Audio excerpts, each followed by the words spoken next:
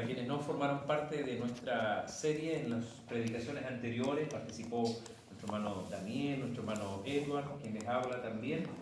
Estamos, como digo, llegando al final de esta serie que de alguna manera adhiere también a lo que es la celebración de los 501 años de la Reforma. Es curioso decir ahora 501, pero esa es la verdad, ¿no? El año pasado era la celebración de los 500 años, pero ahora ya llevamos un año más. La Reforma Protestante del siglo XVI trata de entender que ese proceso de revisión de la doctrina de la Iglesia y de la actuación de la Iglesia fue volver a la palabra de Dios. No fue simplemente una controversia religiosa, una polémica espiritual sobre temas en que hay que poner. No, fue volver a la palabra de Dios. La Iglesia había perdido el rumbo. Nosotros, nuestra Iglesia, no estoy hablando de otra iglesia como si hubiera sido algo ajeno a nosotros, no. La Iglesia de Cristo había ido alejándose progresivamente de la centralidad de la palabra, dogma tras dogma, encíclica tras encíclica, prácticas, tradiciones se habían ido agregando a la Iglesia y por lo tanto hacía falta la Reforma Protestante. Era un proceso de revisión absolutamente necesario. Tal como hemos estado hablando acerca de lo que es la resurgencia, ¿no es cierto? Creo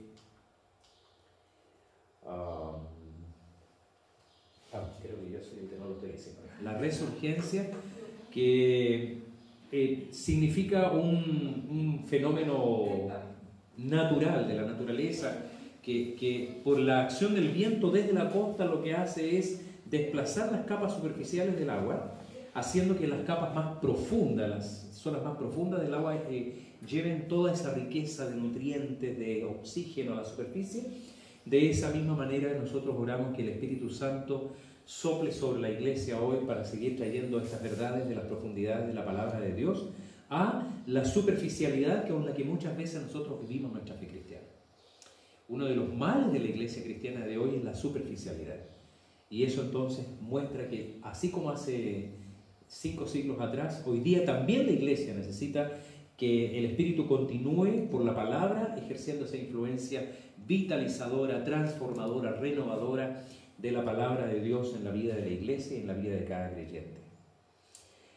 Hoy día, afirmábamos el domingo pasado, no solamente tenemos que mirar tras la tienda de la Iglesia Católica Romana para ver las necesidades de renovación. También la Iglesia evangélica ha en alguna medida errado el rumbo y se ha alejado de la palabra. Si miramos a las corrientes neopentecostales, por ejemplo, lo que vemos es añadidura a la palabra de Dios. Lo mismo que se criticaba la reforma del siglo XVI, hoy día en muchas iglesias se ha añadido, tras el pretexto de visiones, de nuevas revelaciones, se está añadiendo a la Escritura, que es lo mismo que se criticaba a la iglesia de la Reforma. Y por otro lado, en el contexto de las iglesias históricas, dentro de las cuales infelizmente también está la iglesia presbiteriana, se ha llegado por la vía de tradiciones a poner muchas de estas prácticas de la vida cristiana por sobre la autoridad de la Escritura. Y tradiciones de hombres han llegado a ser muchas veces más importantes que la revelación de la palabra misma. Entonces, iglesias son juzgadas o prácticas son juzgadas conforme a tradiciones de hombres.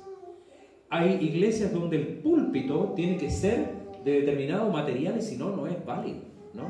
No se puede aceptar que haya un púlpito de acrílico. Nosotros, gracias a Dios, tenemos un púlpito de madera, pero les aseguro que hasta este púlpito, en algunas confesionalidades cristianas, sería objetado porque no tiene la forma tradicional, o porque no está a determinada altura, o porque no está en un determinado lugar del templo. Y entonces se llega a decir que si el pastor no predica de determinada forma, entonces no es válida su predicación, o ciertas prácticas, ¿no? Que en muchas iglesias históricas donde se asegura, y esto no es broma, se asegura que al Señor solo le gusta la música de órgano. Nuestro hermano Daniel con su guitarra electroacústica ahí estaría pero absolutamente fuera de foco, fuera de lugar, porque al Señor solo le gusta la música coral y música de órgano electrónico, no música de órgano de tubo. Entonces son esas prácticas que en el fondo vinieron a distorsionar la práctica de la iglesia cristiana. Pero no solo eso. Otro de los peligros que se ciernen sobre la iglesia de nuestro tiempo es la pérdida de la confesionalidad respecto de la palabra de Dios. Para nosotros la Biblia es la palabra de Dios, inspirada por Dios, inerrante, infalible y nuestra única regla de fe y de práctica. Hay iglesias protestantes, históricas, donde ya eso ya no es más verdad, donde la palabra es solamente, o la Biblia solo contiene la palabra de Dios, o ella es palabra de Dios solo en un encuentro existencial con el lector. Para muchos pastores reformados hoy día, la Biblia solamente es un libro de experiencia religiosa de un pueblo que lo escribió en su contexto y hoy día tiene que ser traído a nuestro contexto para una interpretación, pero en un encuentro existencial con ella. Ahí recién, posiblemente, esta podría ser palabra de Dios. Entonces, como ocurre en este fenómeno oceanográfico que hemos mencionado de la resurgencia y como ocurrió hace 500 años, rogamos al Señor que la palabra siga por el Espíritu de Dios soplando sobre la iglesia actual, para que las profundidades de la riqueza de la palabra del Señor, estas verdades eternas que aplicaron hace 2000 años, aplicaron hace 500 años, sigan aplicando a la iglesia del presente con toda su riqueza, enseñándonos a lo que debemos creer y lo que debemos vivir también como iglesia de Cristo. Vamos a ir a nuestro texto una vez más en la carta de Pablo a los Efesios, capítulo 2, versículos 1 al 10. Búsquela ahí en su Biblia, pero va a ser proyectada aquí adelante también. Si usted tiene la NBI, no se preocupe, lea la NBI y ágilmente, con la inteligencia que el Señor le dio, vaya haciendo las comparaciones ahí, para sacar más riqueza todavía, en una versión que es más contemporánea, y la Reina Valera 60. Efesios capítulo 2, versículos 1 a 10, y voy a pedirles que nos pongamos de pie para dar lectura a este texto. Dice así la palabra del Señor. En el versículo 4 debo cambiar. Y Él os dio vida a vosotros cuando estabais muertos en vuestros delitos y pecados, en los cuales anduvisteis en otro tiempo siguiendo la corriente de este mundo, conforme al príncipe de la potestad del aire, el espíritu que ahora opera en los hijos de desobediencia, entre los cuales también todos nosotros vivimos en otro tiempo en los deseos de nuestra carne, haciendo la voluntad de la carne y de los pensamientos, y éramos por naturaleza hijos de ira, lo mismo que los demás. Pero Dios, que es rico en misericordia, por su gran amor con que nos amó, aun estando nosotros muertos en pecados, nos dio vida juntamente con Cristo. Por gracia sois salvos. Y juntamente con Él nos resucitó, y asimismo nos hizo sentar en los lugares celestiales con Cristo Jesús, para mostrar en los siglos venideros las abundantes riquezas de su gracia en su bondad para con nosotros en Cristo Jesús. Porque por gracia sois salvos por medio de la fe, y esto no de vosotros, pues es don de Dios, no por obras, para que nadie se gloríe, porque somos hechura suya, creados en Cristo Jesús para buenas obras, las cuales Dios preparó de antemano para que anduviésemos en ellas. Oremos al Señor. Amén. Tomen asiento, hermanos amados. Se sabe que Juan Sebastián Bach, el más grande compositor de todos los siglos, no solo es mi opinión, esto lo dicen muchos expertos, Juan Sebastián Bach califica probablemente como el más grande compositor de todos los siglos en la historia de la música. Y él firmaba sus composiciones de su puño y letra con las siglas AMDG, que significa Ad Maiorem Dei Gloria, a la mayor gloria de Dios. Muchas catedrales del mundo también tienen esas siglas en la parte principal, en la entrada principal, a la mayor gloria de Dios. El propósito del arquitecto, del compositor, dedicar las mejores y más excelentes obras de los hombres al único que merece la gloria y la honra, porque todas sus obras son excelentes, Dios el Señor. Ahora bien, ¿Cuánta sinceridad, cuánta integridad puede haber en una persona que dedica una obra excelente de su propio puño, ¿no es cierto?, de su propia mente, lo que fue creado por un gran arquitecto o un gran compositor, a la mayor gloria de Dios? Solo el Señor lo sabe. ¿Cuánto de esa admiración puede estar también deseándose para uno mismo? ¿Cuánto le decimos al Señor, a ti te sea toda gloria y toda honra, pero luego deseamos aplausos también para nosotros, ¿no? Leía en el libro Pescadores de Almas de Spurgeon que un pastor le escribe al pastor Spurgeon para contarle que después de su predicación la gente había pasado en masa adelante, que gente había caído de rodillas, que lo habían abrazado al final del culto para darle gracias por su predicación. Y Spurgeon le dice: maldito tú y maldito tu sermón, porque estás pidiendo para ti la gloria que solo corresponde a Dios. Yo cuando leía eso decía, qué palabras duras, qué fuerte, ¿no? Pero hermanos, amados, hasta los predicadores corremos ese riesgo permanentemente, ¿no? Predicar que la gloria del Señor sea exaltada, que el nombre del Señor sea exaltado, que la gente ame más la palabra del Señor, y luego estar esperando que alguien de la iglesia le diga: pastor, muy bueno su sermón, me llenó mucho, y uno sentirse orgulloso de cómo predicó. Es un peligro. Eso está ahí latente. Decimos, toda la gloria, toda la honra sea para Dios, pero secretamente a veces queremos algún aplauso también para nosotros. Queremos algún reconocimiento, y quizás hasta es natural que así sea. Pero el tema, además de hoy, de nuestra predicación, no es solo si Dios merece gloria, sino que el tema que transformó esto en un conflicto en la época de la Reforma es si es soli Deo gloria, es decir, solo a Dios la gloria, no solo que la gloria debe ser dada. El domingo pasado decíamos que toda la cristiandad está de acuerdo en que somos salvos por gracia y que somos salvos por medio de la fe. La cuestión es si es solo por gracia y solo por medio de la fe. Y de la misma manera, muchos objetan que solo a Dios deba ser dada la gloria. Y ese es el punto de conflicto, es lo que marca la diferencia de la postura reformada en relación con esto de la gloria de Dios. Comenzamos exponiendo esta serie, las primeras predicaciones, diciendo que solo Escritura, el primer pilar de la Reforma, ¿no es cierto? Solo Escritura, en contraposición a la idea de que hayan otras fuentes u otros lugares donde uno pueda encontrar orientación y palabra de Dios. No hay más que solo Escritura, no la tradición, no los dogmas de la iglesia, no nuevas revelaciones, solo Escritura. Continuamos diciendo también que solo Cristo, segundo pilar de esta Reforma, no necesariamente en este orden. Que no hay otro nombre, que no hay otro camino, no hay otro medio y no hay nada que nosotros podamos añadir a la sola obra de Cristo en la cruz para salvación. No nos salvan las obras, no nos salvan las ¿cómo se llama? Estas indulgencias compradas por otros en nuestro favor. Solo Cristo, Cristo solo es el camino. Decíamos también solo fe, ¿verdad? En contraposición a obras. Respecto de la salvación, las obras no pueden salvarte. Ninguna obra, por excelente que sea, puede darte salvación. Solo fe. Y también decíamos solo gracia, es decir, no hay mérito alguno. No hay nada que el hombre pueda hacer que le gane la salvación.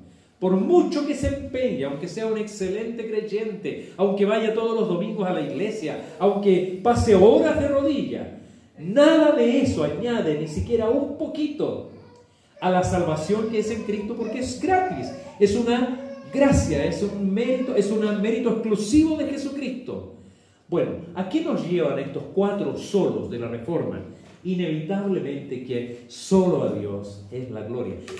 Solo a Dios es la gloria es el resumen, es la conclusión, es el sumario de los otros 4. Así que si usted olvida algunos de esos 4 pilares de la Reforma, al menos no olvide que en la fe reformada la gloria solo es de Dios, y eso resume todo lo anterior. Esto equivale a una de las doctrinas más importantes de la fe reformada, que es la soberanía absoluta de Dios.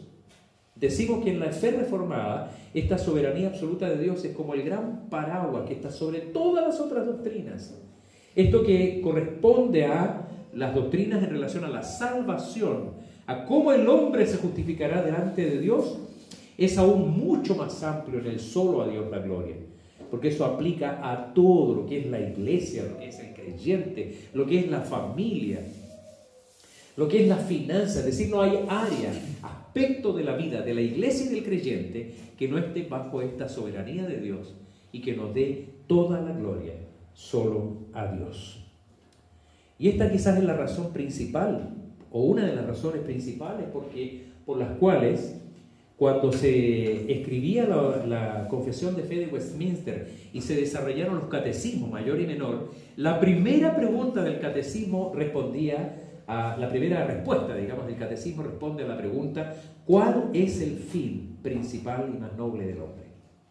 Y eso es respondido por el catecismo, ¿no es cierto?, diciendo que el fin principal y más noble del hombre es glorificar a Dios y gozar de Él para siempre. Es lo que hacemos hoy. Es lo que hace la iglesia al reunirse. Nos reunimos para glorificar a Dios. Hermano, la iglesia existe para la gloria de Dios, no para otro fin. Está la misión de la iglesia, sus propósitos, la obra social, la evangelización, la cristianización, la influencia en la cultura, el mandato cultural, todo eso.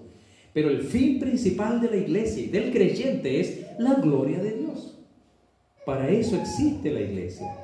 Y no es lo que solamente hacemos hoy. ¿Quieres saber algo interesante y bonito y hasta de una expectación pero maravillosa, emocionante? Es lo que haremos por la eternidad.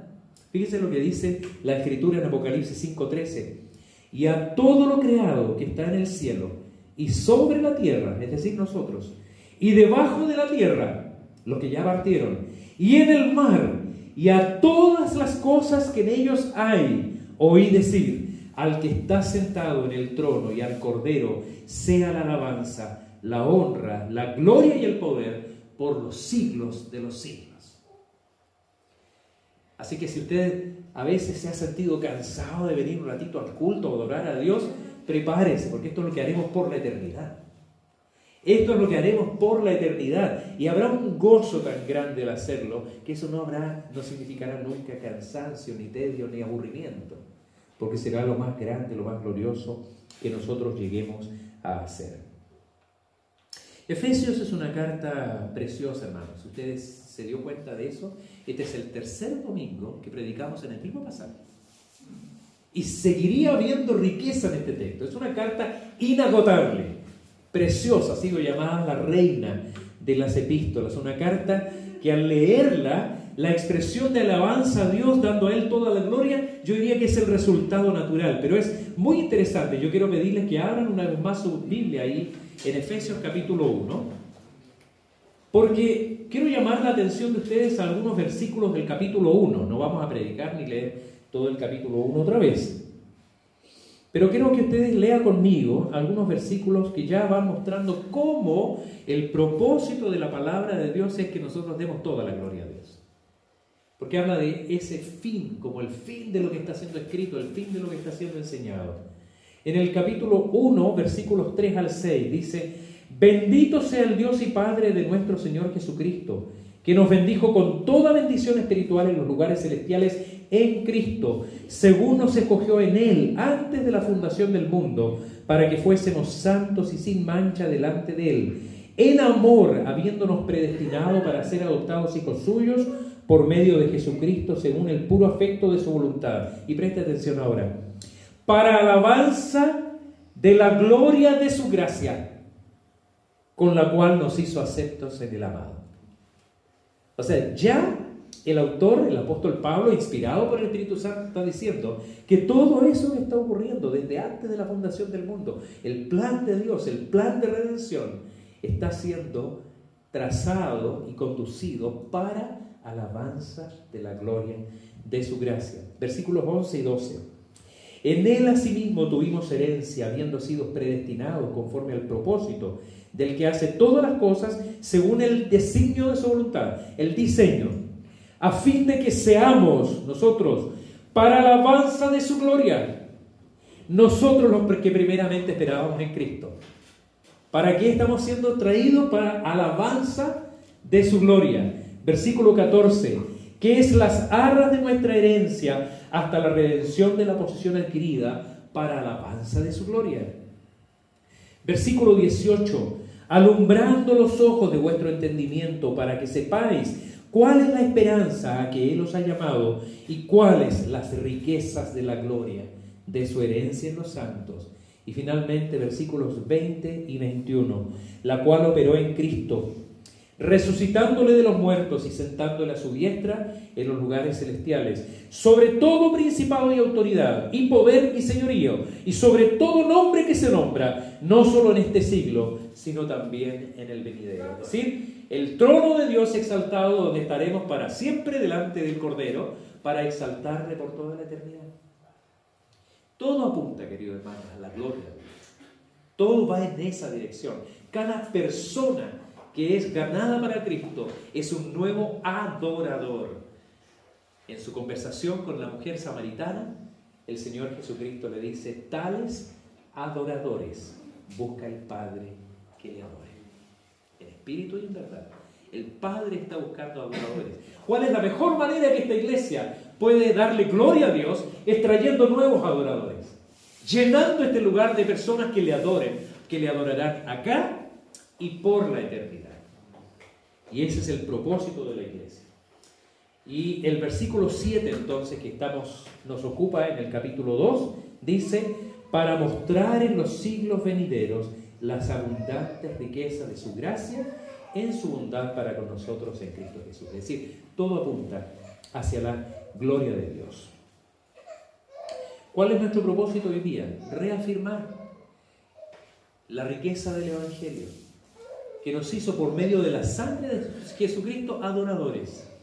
Tú y yo, cada uno de los creyentes, somos adoradores por medio de la sangre de Jesucristo para glorificar a Dios y comenzar a deleitarnos en Él desde hoy y por toda la eternidad.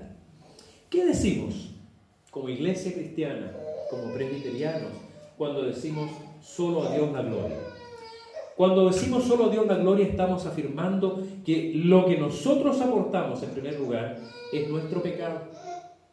¿Qué gloria podría haber para nosotros si en todo este acto de redención lo único que tú aportas, querido hermano, es tu pecado? Y por supuesto, yo también.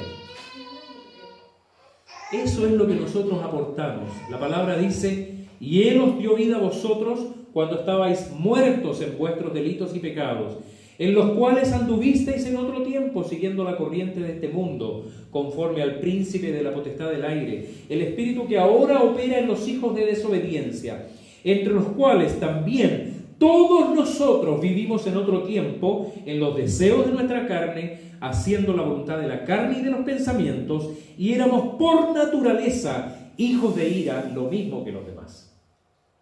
¿Qué éramos nosotros? ¿Qué somos nosotros? Pecadores.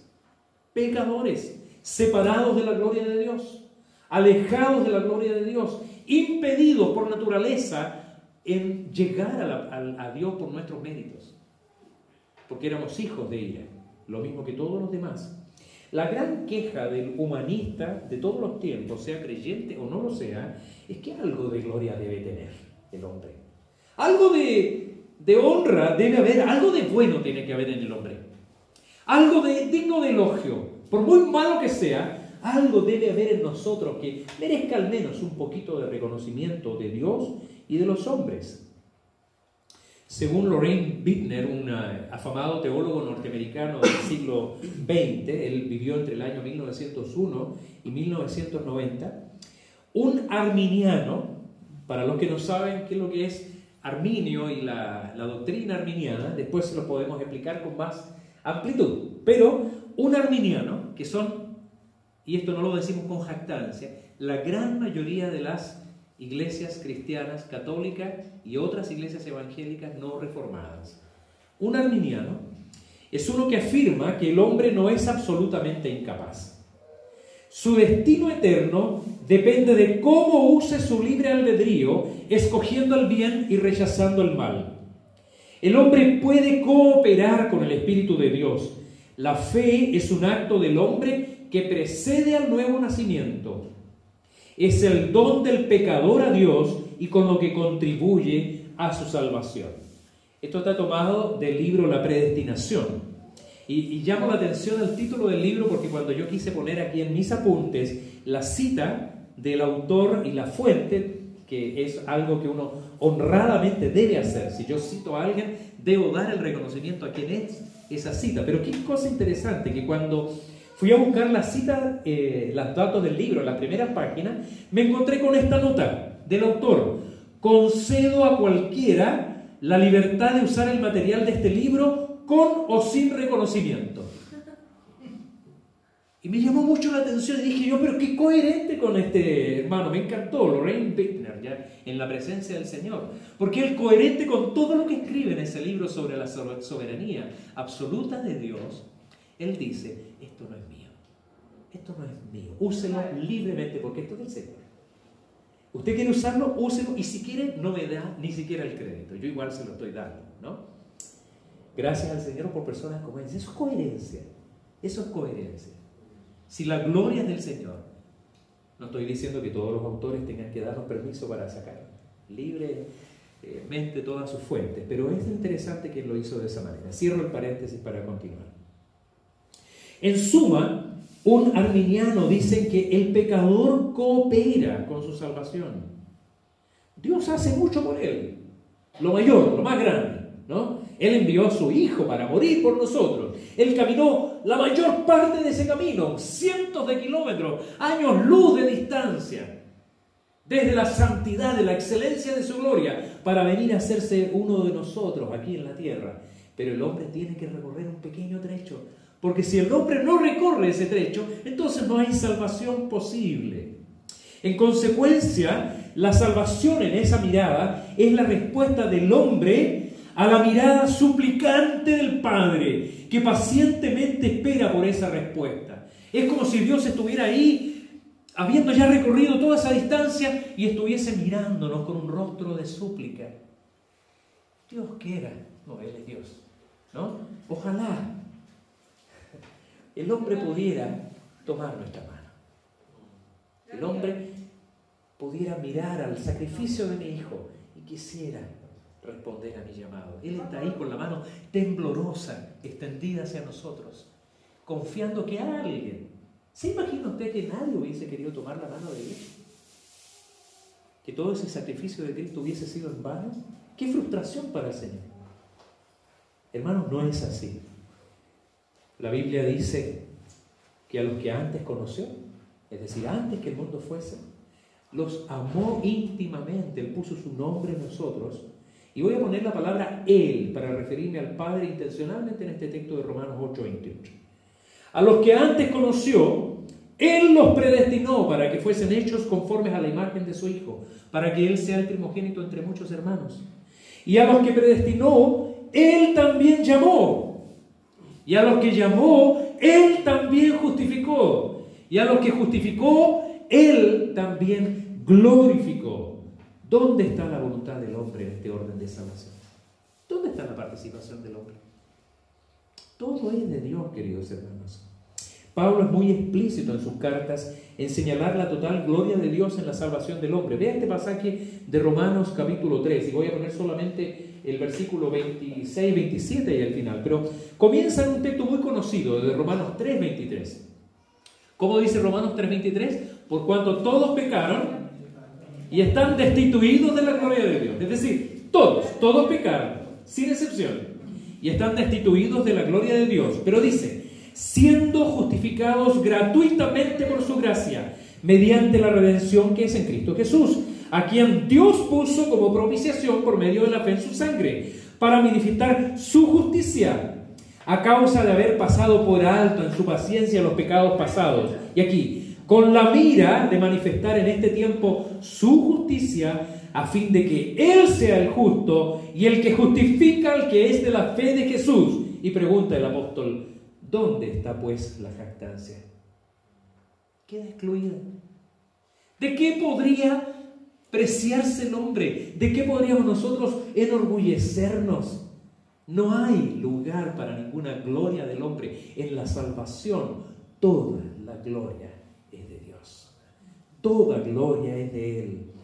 La Reforma afirmó, y nosotros seguimos afirmando, que si la salvación es del Señor de un principio a fin, entonces la gloria solo es de Dios. Si el hombre aportara o cooperara para la salvación, entonces merece parte de ese mérito. Y si el hombre merece parte de ese mérito, entonces ya no es toda la gloria para Dios. Si hay algo que, en palabras del pastor Charles Spurgeon, define lo que es la doctrina reformada, a él le preguntaron, ¿qué es ser reformado? Y él dice, ser reformado es afirmar que la salvación es del Señor. La salvación pertenece a Jehová. Eso es ser reformado. A Él sea toda la gloria. Lo que este pasaje describe con vívidas imágenes, lo que acabamos de leer en Efesios, es imágenes de muertos. Es lo único que nosotros aportamos desde esa perspectiva, es con el mal olor de nuestro pecado.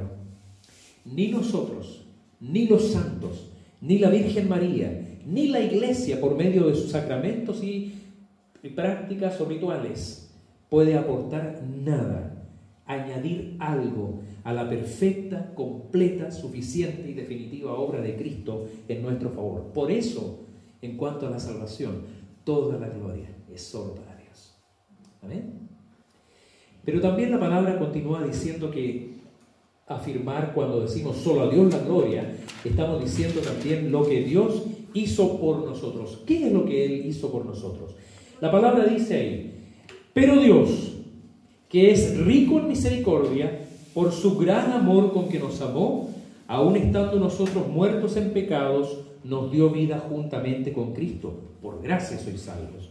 Y juntamente con Él nos resucitó y asimismo nos hizo sentar en los lugares celestiales con Cristo Jesús.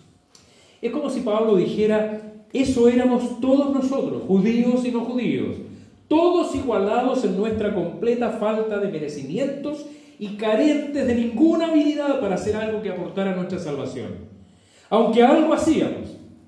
El texto dice que lo que hacíamos, el texto que leímos antes, era seguir los deseos de nuestra carne y de los pensamientos, y por lo tanto obrar en consecuencia con una naturaleza corrompida. Por eso, si alguna cosa merecíamos, era la ira de Dios. Pero aquí viene esta palabra preciosa, como decíamos el domingo pasado, ¿no? Pero Dios. Pero Dios. Eso éramos nosotros, eso eras tú. Pero Dios, que es rico en misericordia, por su gran amor con que nos amó. Un Dios infinitamente misericordioso, aunque completamente justo.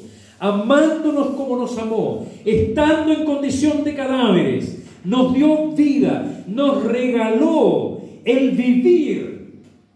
Él nos vivificó juntamente con Cristo por gracia, y en Cristo, unidos a Él, nos resucitó y nos llevó a un lugar glorioso con Cristo Jesús. Siempre me ha conmovido, hermanos amados, mucho la oración del Señor ahí en Juan capítulo 17. Es una oración preciosa que daría para toda una serie de predicaciones.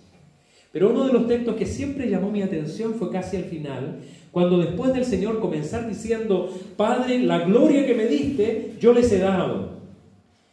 Glorifica a tu Hijo, como tu Hijo te ha glorificado a ti. Y después de hablar en varias oportunidades a lo largo de esa oración, de la gloria de Dios, dice casi al final, Padre, la gloria que me has dado, quiero que ellos también la vean. Fíjense lo que dice en los últimos versículos.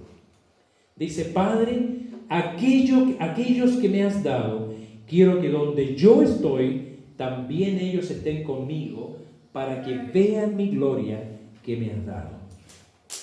El Señor en su oración anticipa la gloria del creyente también en ese lugar. El vivir y disfrutar de esa gloria no nos es ajeno, no es un apéndice de la gloria que el Padre merece, algo así como mirar como un premio de consuelo desde lejos lo que otros están comiendo. Yo recordaba en la mañana que un familiar mío me dice que me vio a mí cuando yo era niño yendo del colegio a la casa, parado frente a una pastelería. Todo el trayecto, mire qué crueldad, todos los días un niño pasaba camino a la casa con hambre, pasaba frente a una pastelería. Dice que yo un día, manitos atrás, estaba mirando la pastelería, seguramente con un hilito aquí, mirando pasteles, ¿no?, dentro de esa vitrina. No, queridos hermanos, lo que la palabra está diciendo que el Señor hizo por nosotros es sentarnos a la mesa del banquete. Cuando lleguemos a la gloria, no vamos a estar lejos mirando como otros disfrutan. Nosotros, como hijos de Dios, vamos a estar sentados a la mesa del banquete. Esto nos recuerda a Mefiboset en el Antiguo Testamento. ¿Usted recuerda la historia de Mefiboset? El nieto de Saúl. Saúl era el enemigo de David. La tradición, lo que los pueblos solían hacer cuando derrotaban a un pueblo enemigo era matar al rey y se mataba a toda la descendencia. No tenía que quedar uno solo de los descendientes, porque ese descendiente podría después derrocar al nuevo rey. Así que muere Saúl, muere Jonatán, mueren todos sus hijos, pero queda Mefiboset, porque una nodriza que lo estaba protegiendo y alimentando arranca cuando sabe que están matando a los hijos de Saúl y los descendientes de Saúl, y el niño se le cae y queda cojo, ¿no? La palabra dice lisiado, ¿no? Hoy día hablamos de capacidades diferentes.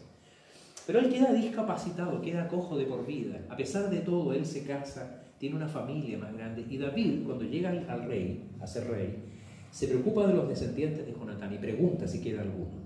Y le dicen, queda solo uno. Y ahí uno huele hasta la desidia, el desprecio con que le informa, le dice, lisiado, cojo de necesidad, porque está ahí, en esta situación.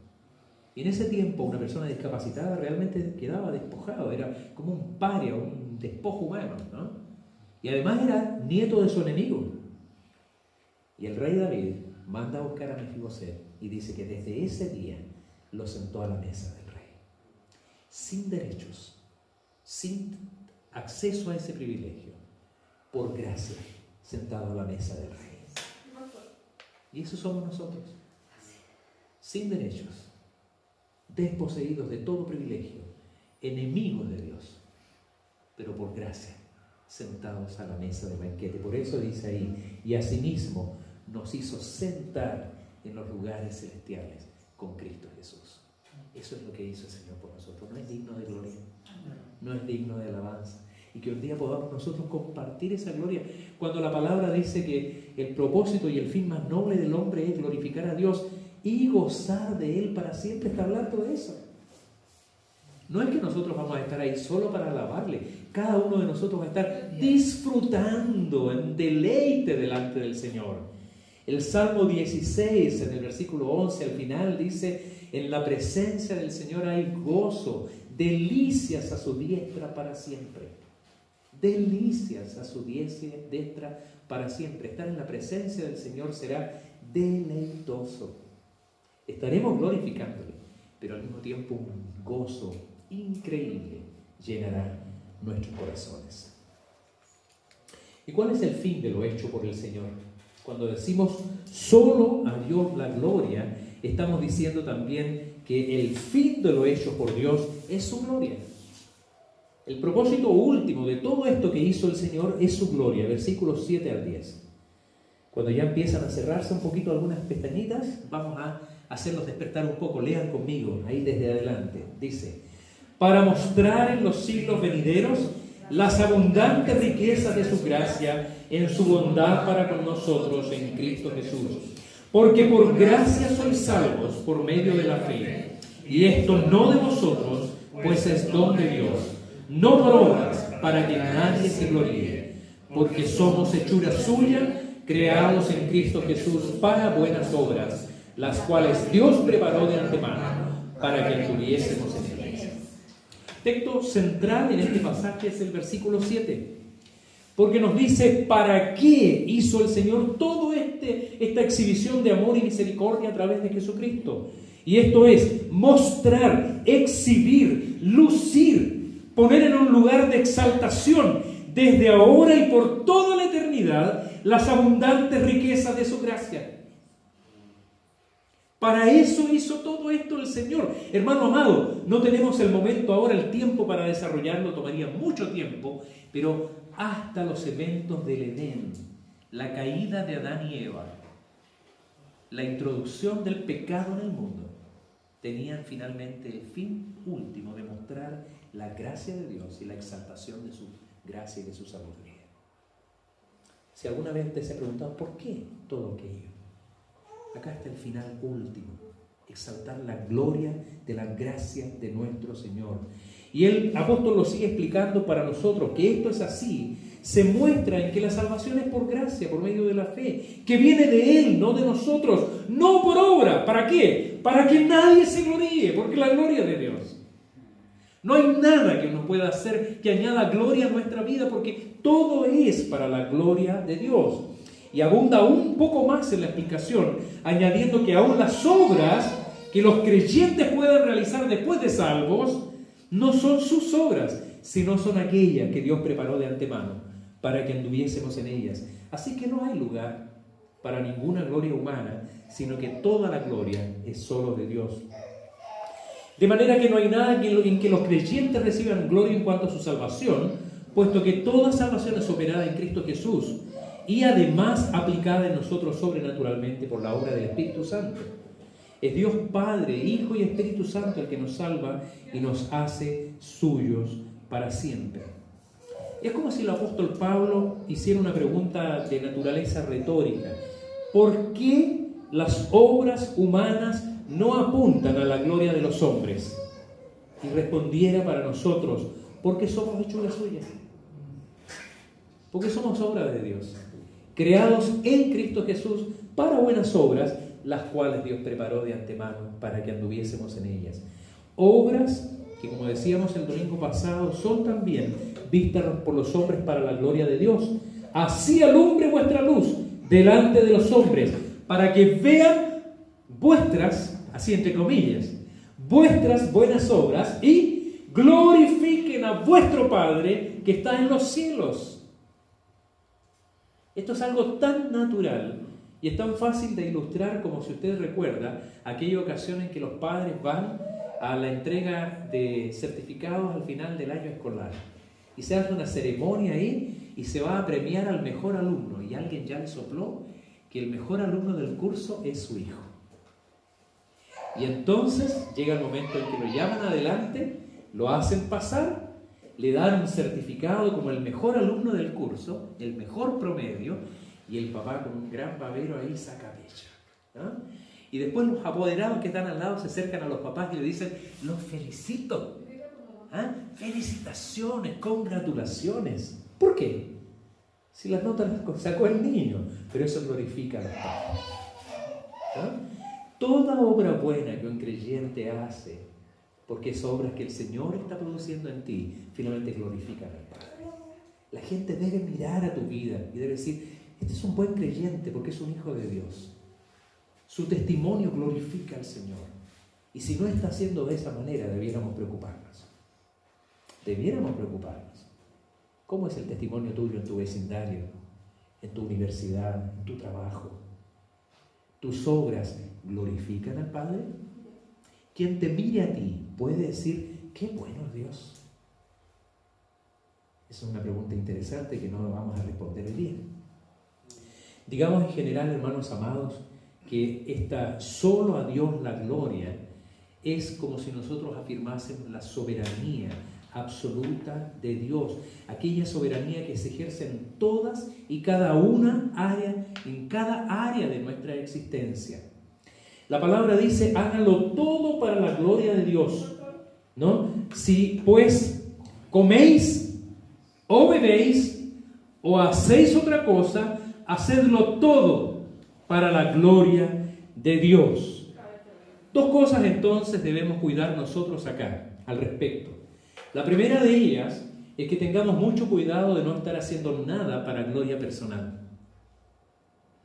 Si al hacer alguna obra buena, que son obras buenas que el Señor preparó para que anduviésemos en ella, a ti te asiste, aunque sea la remota esperanza de que alguien se entere, para que te aplaudan de alguna manera, te hagan alguna clase de reconocimiento, para que te digan, muy bien, querido hermano, ¿no? Cuidado de no estar robando la gloria que pertenece solo al Señor. No significa que los líderes no deban dar reconocimiento, ¿no? A mí me gusta hacerlo. Cuando el grupo de alabanza ya canta bonito, especialmente nos llevó yo solo a decir desde el púlpito que gracias al Señor por nuestros músicos. ¿Ah? Todavía se pueden esforzar más. Pero la gloria es del Señor. Cuidado con al hacer algo que estemos pensando en robarle algo de la gloria del Señor, pensando que merecemos algún aplauso, algún reconocimiento. Y la segunda cosa que debemos tener cuidado respecto de eso es de si nuestra vida está glorificando a Dios. Antes de repetir esa historia de mal gusto que alguien te contó y que te dio risa, porque era graciosa, porque era ingeniosa, antes de repetirla a otra persona, pregúntate, ¿glorifica a Dios? ¿Esto que voy a hacer ahora glorifica al Señor? Cualquier cosa que usted vaya a hacer, antes de hacerla, pregúntese realmente si glorifica al Señor. Porque la palabra es muy clara. Toda la gloria a Dios no se aplica solamente a nuestra salvación, sino que aplica a toda nuestra vida. Que toda nuestra manera de vivir, en cada área de nuestra existencia, glorifique al Señor. Amén.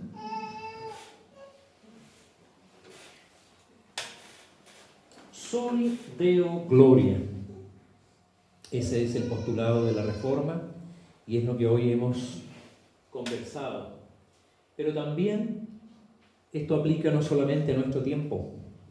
Solo a Dios la gloria significa que esto será dado ahora y por toda la eternidad. Yo quiero pedirles que ustedes, leyendo desde aquí adelante conmigo, comiencen conmigo también a hacernos una idea de lo que será esta adoración en la eternidad. Hay una escena ahí en Apocalipsis capítulo 4 que nos da una idea de lo que será esta eternidad con Dios.